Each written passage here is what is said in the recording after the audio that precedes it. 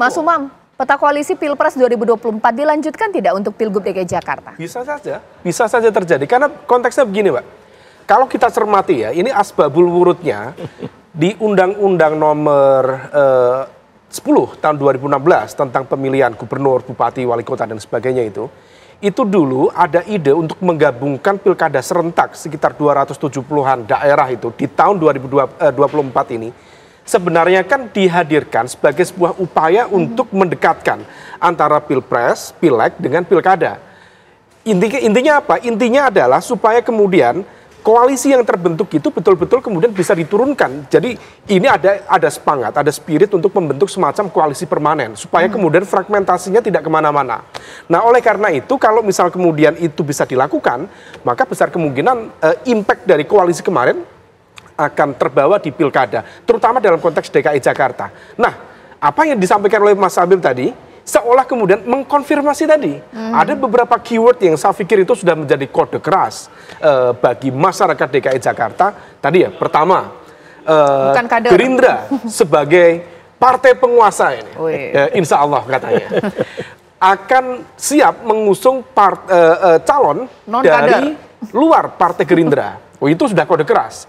Yang kedua, tadi ada itu, bukan nama ya, tapi identitas yang kemudian apakah memiliki track record sebagai kepala daerah atau gubernur dari daerah mana dan sebagainya. Saya pikir ini kan sudah siapa sih? Kalau pakai dua kategori nama itu yang terbersit nama siapa? Ayo sebut saja lah. Bisa saja beberapa nama ya, yang paling clear tampaknya kalau misal dua kriteria tadi adalah Ridwan Kamil. Nah maka besar kemungkinan kalau misal kemudian Ridwan Kamil yang didukung oleh Gerindra, dan kemudian mungkin partai di koalisi 01 ya, teman-teman dari PKS, kemudian Nasdem sendiri meskipun ada Mas Ahmad Syaroni ya, yang kabarnya memiliki itikat baik untuk maju, tentu akan berkontestasi di situ. Tapi kalau kemudian Ridwan Kamil berhadapan-hadapan dengan Anies Baswedan, ini akan menghadirkan dua kekuatan besar yang kemudian siap untuk bertarung satu sama lain. Problemnya, di DKI Jakarta hasil pileg kemarin tidak ada satupun kekuatan partai yang mampu menciptakan koalisi sendiri. Di kemarin ada PDIP memiliki 25% suara. Dan itu mereka punya privilege secara aturan 20% kursi atau 25% suara.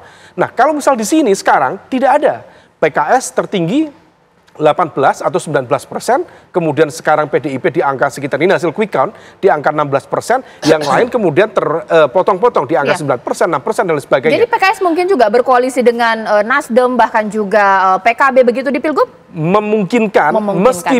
Meskipun kalau misal kemudian terjadi fragmentasi di koalisi 01 Pilpres kemarin, kemudian ada elemen kekuatan partai politik ditarik ke kubu 02 untuk memberikan backup kekuatan ke pemerintah yang baru, bisa saja kemudian ada elemen kekuatan besar yang menjadi ruling power untuk mendisiplinkan quote by quote supaya kemudian fokus kekuatannya di DKI Jakarta diberikan kepada satu nama yang sama. Kalau P3 nanti akan dukan koalisi yang sama bersama dengan PDIP atau tidak, bagaimana?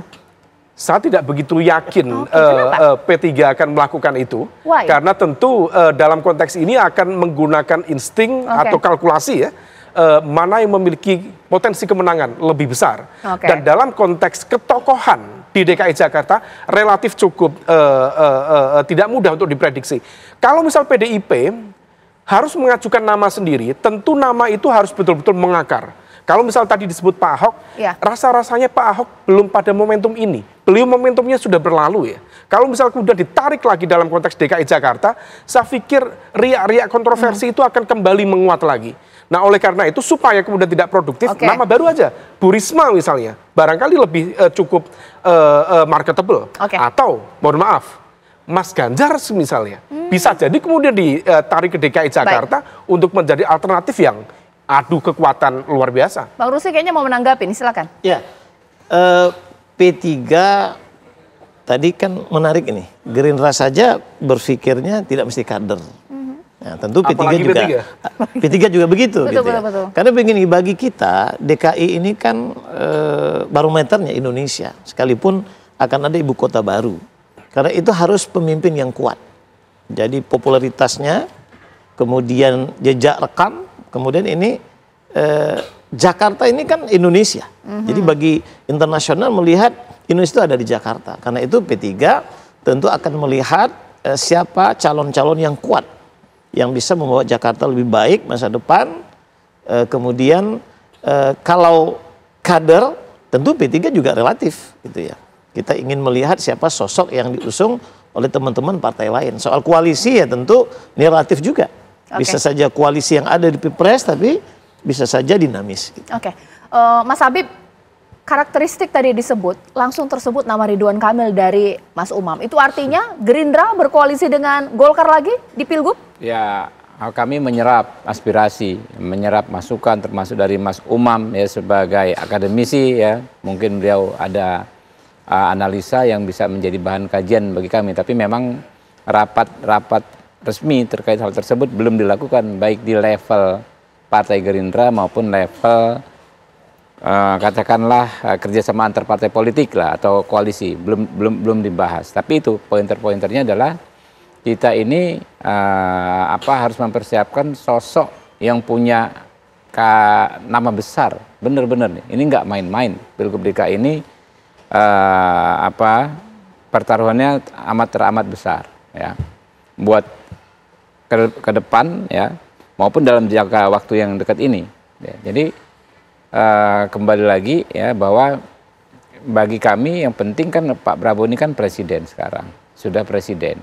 Tentu beliau membutuhkan kerjasama yang baik dengan gubernur Jakarta terpilih. Terlebih ini kan masa transisi nih dari Jakarta nanti ada IKN itu kan ya, tentu perlu kerjasama yang amat baik. Karena ada berbagai macam PR yang harus diselesaikan terkait perpindahan ini juga nanti. Ya, soal tata kelola di DKI dan lain sebagainya. Makanya mutlak ini harus ya secara politik harus kita upayakan, kita ikhtiarkan sosok yang satu frekuensi dengan Pak Prabowo. Jadi kita nggak akan gambling mengedepankan ego partai, ya kan? Ternyata kemungkinan menangnya kecil. Nah itu kita nggak akan dorong seperti itu. Sekarang saya ke Bang Mardhani. Kalau tadi Mas Umam mungkin terjadi koalisinya sama dengan Pilpres. Nah koalisi perubahan masih solid nggak? Ini bagaimana? Makasih Cak, sampai saat ini alhamdulillah solid. Tetapi PKS itu biasanya punya pertimbangan yang lebih lentur urusan pilkada ya. Karena di pilkada kita bisa koalisi dengan banyak partai. Track record PKS kita bisa ngelihat di banyak tempat kita bisa berkoalisi dengan banyak partai karena PKS tetap melihat aspirasi dari masyarakat di daerah.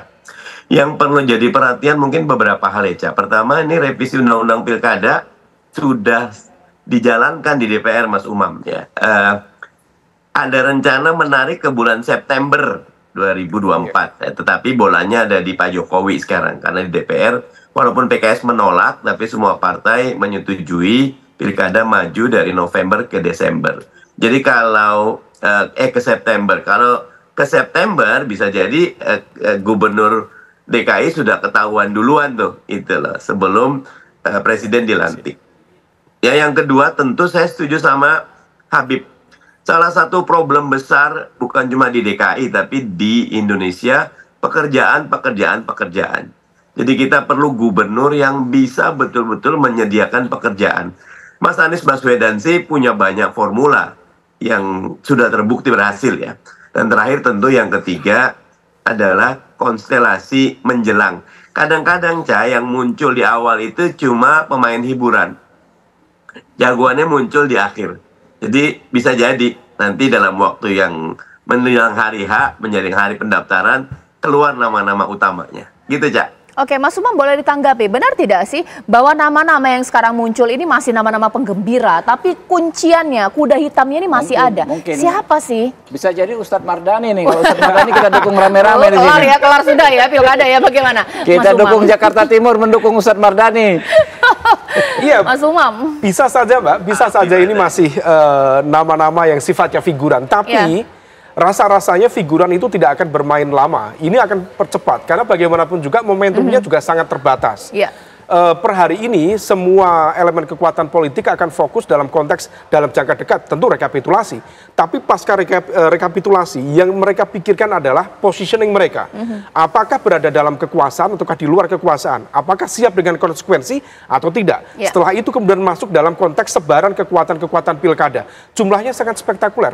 270 wilayah, daerah ya, kabupaten, kota, dan juga provinsi. Artinya konsentrasi partai-partai politik itu akan terpecah betul. Nah, maka yang bisa dilakukan dalam konteks ini, maka nama-nama besar itu yang memang sudah siap, sudah matang, maka harus segera untuk dipersiapkan.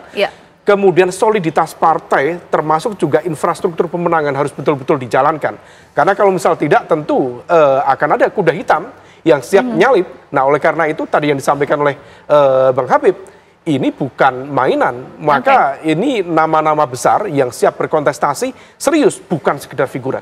Kalau tadi kita cermati apa yang dikatakan oleh Mas Habib bahwa kalaulah memang hasil pilpres sama dengan penghitungan quick count saat ini, berarti Pak Prabowo menjadi presiden, dia juga ingin bahwa yang memimpin DKI Jakarta satu frekuensi dengan dirinya. Apakah itu artinya bahwa koalisi nanti akan terjadi tergantung manuver konsolidasi koalisi yang dibangun oleh Gerindra, Pak Prabowo, dan juga Presiden Joko Widodo? Sesaat lagi.